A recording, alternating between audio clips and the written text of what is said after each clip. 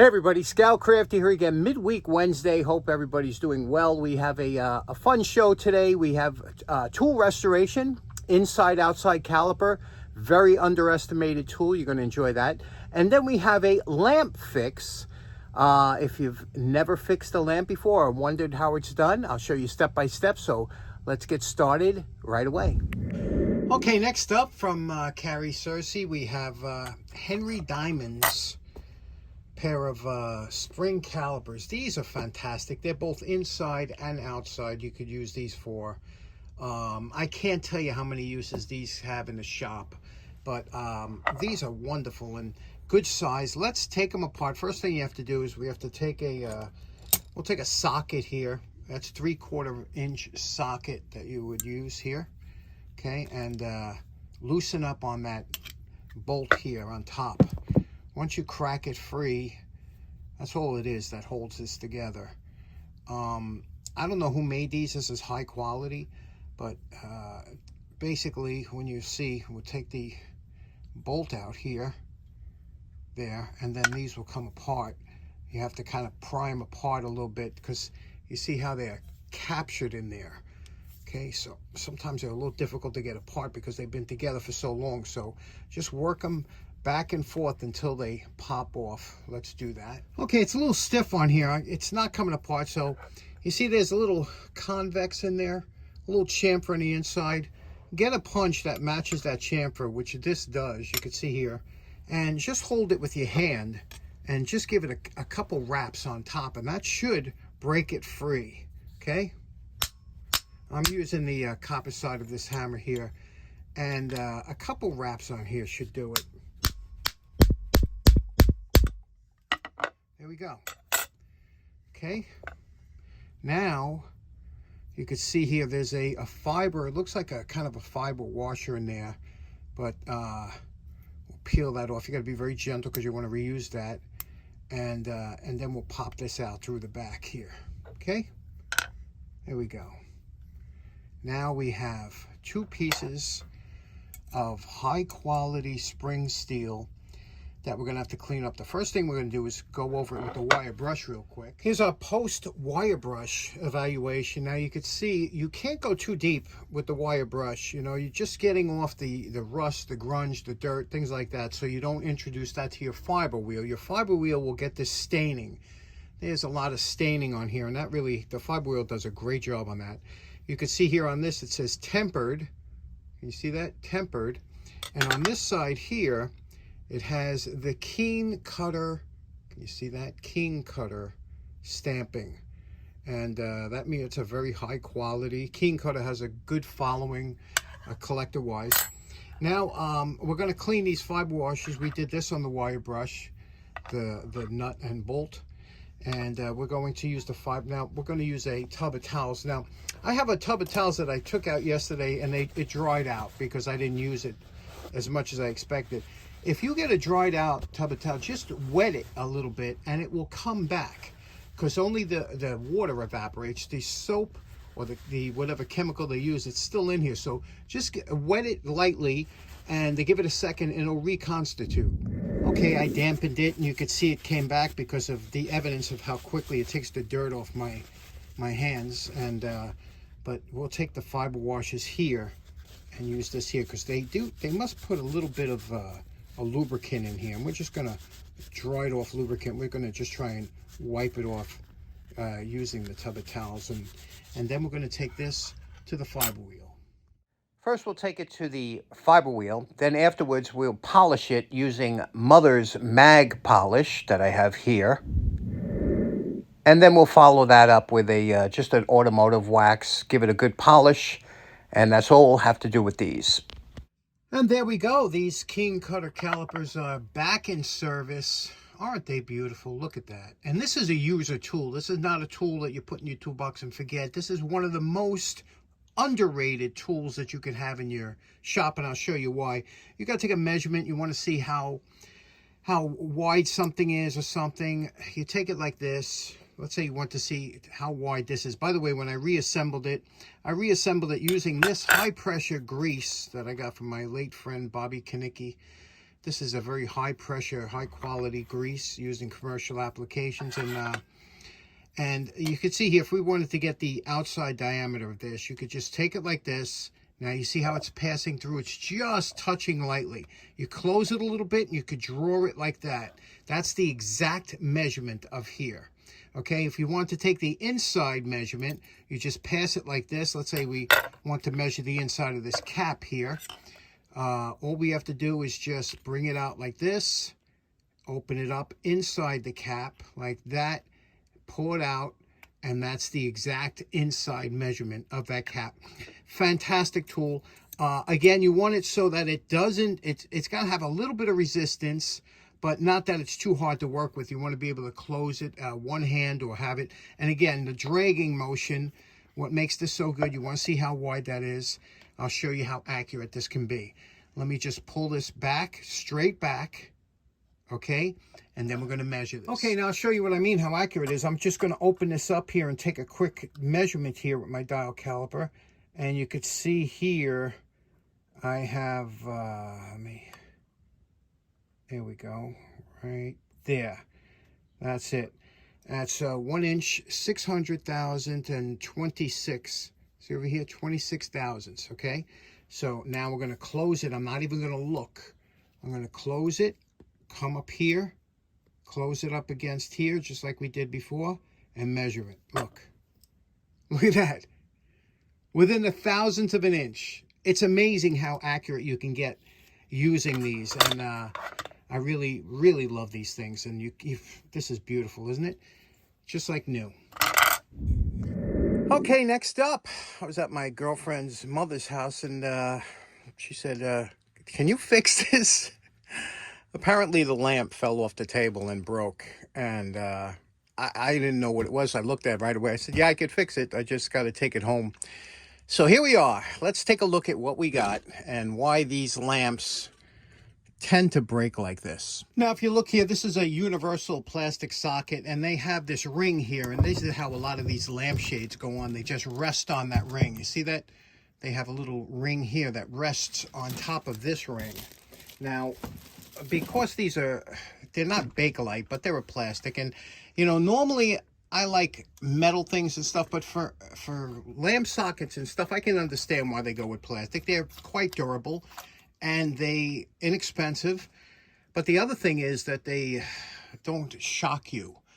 Now, if you remember the old ones, like this beautiful example here, this is an Underwriters Laboratory portable lamp, issue number A6294, and you can see what this is. This is a regular socket that you would a switch socket, and you would press here, and this would pop off and had your standard lamp thread, and that's what you would make any lamps from. And there's that threading would screw on to a lot of different accessories too. These were good, they lasted a long time, but the new plastic ones, you could see here, they're pressed in here. The old ones used to have a screw that you could screw the new lines in, but this they're pressed in. I'll show you in a minute how to take out the wires without destroying the socket, but you have to have something like a pin. Now, of course, a simple job like this never turns out to be simple. What happened was, this is very brittle, this plastic, once it's broken. So in order to get a wrench on here to turn this off, because it's stuck, it's not moving, right? So I had to bend these ears down. This is meant for a different type of lampshade. We'll bend them back when we're finished, but it's a special type of lampshade that has two, almost like a lamp guard on it. And then we took a pair of channel locks and we broke off the plastic. We're trying to loosen this. Now, it's turning, but it's just spinning. So you know what that means, right? I don't know if they use some kind of thread lock on there or whatever, which is a possibility, but it's spinning within the lamp. And so basically there is a tubular threaded rod that goes all the way through to the bottom. Okay, so what we have to do now is we have to peel off this felt. This felt that's under here. We got to peel this off here, get a razor blade under it. And you should have the bottom half of this thing that's spinning. I'll show you. The best way to get these felt bottoms off is to get your utility knife underneath and move it up, pull it up like this, and work your way back, okay? So basically, you're prying this back. You see there? You're prying that glue back. See? just like that. And you probably could heat this up with a heat gun. Would probably, if you're having a rough time getting it, but this seems to be coming across. You see here that we'll be able to put it back when we're finished. Once you have most of it, you can fold it back like this. You can see this, some cardboard here, and there is our, remember that's a long threaded rod that goes in there. And I believe that when I turn this, and let me see here, when I turn this, you can see this is spinning on the bottom. So in order to get that off, we're going to have to put something to hold that thread on the bottom so that this will come off the top. That's all lamps are basically. Just threaded rod through whatever you have. Now we clamped a vice grip onto the threads, not too tight to destroy the threads. And now we could spin off the top piece here. You see how this will spin? It's not turning that whole hollowed threaded shaft down there. Now we can pull this off and put on the other socket. But before we do, we have to expose a little bit more of this wire here to get into the other socket. There are tools in your shop that will eventually save your butt. And one of those tools that you have, or an assortment of tools, is the dental tools. They come in so handy, so worth it to have these things. And they're inexpensive. You can buy them at Harbor Freight and whatnot. But what we're going to do, I have another socket that I found on the poor man's flea market. Now, to get the wire out of here, that you could use it again, you have to have a kind of a pin that you could push back. And let me find one. I'll show you what. Here's one. Here's one right here. See this?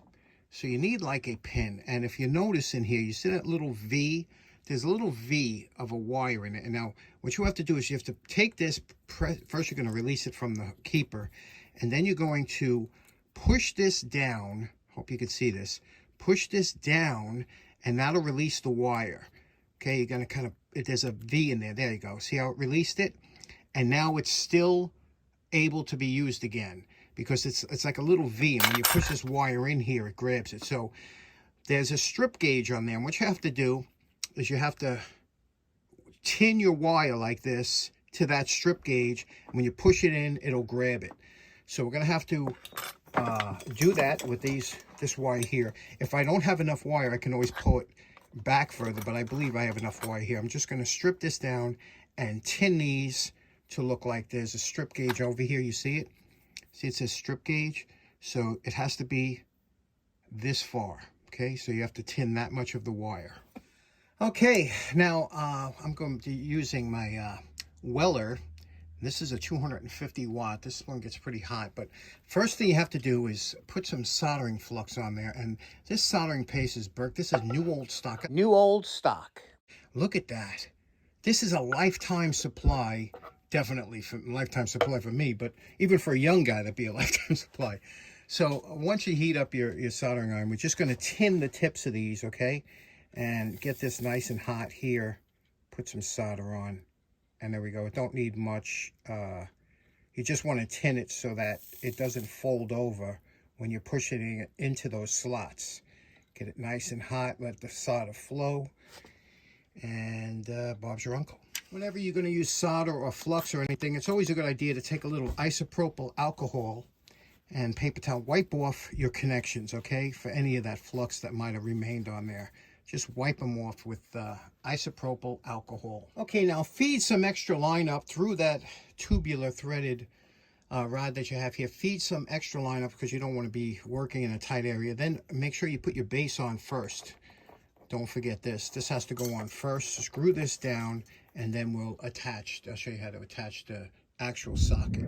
Okay, now there are two lines that come in here. There's a neutral and a hot, okay?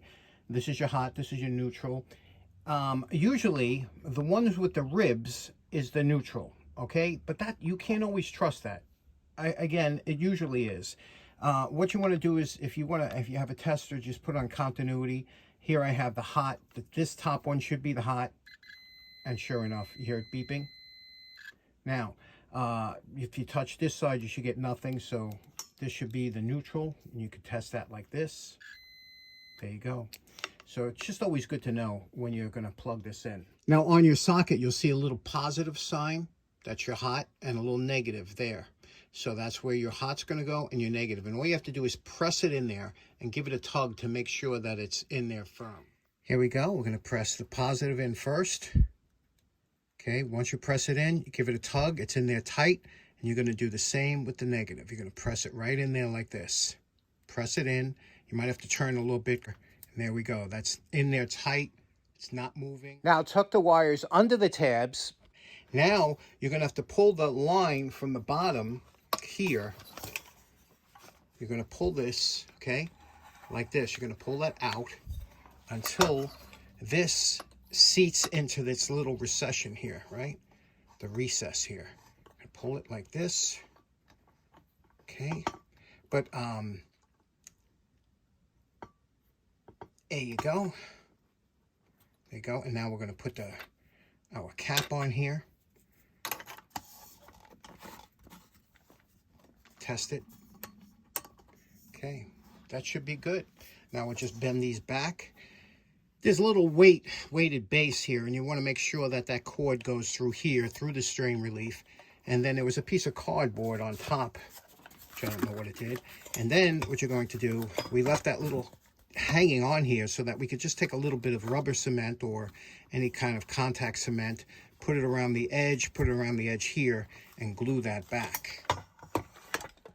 When using contact cement or rubber cement, whatever you have, you're going to put it on and let it dry before you put it together.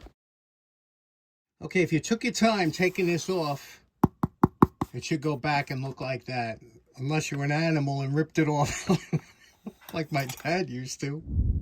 Okay, so there we go. One light repaired. What do you think about that? You know, question for my audience out there. The plastic that goes on the lampshades, do you remove it or do you leave it on? Okay? Because this is kind of half on, half off. So let me know if you remove it or do you leave it on. You know, it made me think when I was repairing this lamp when I was a kid.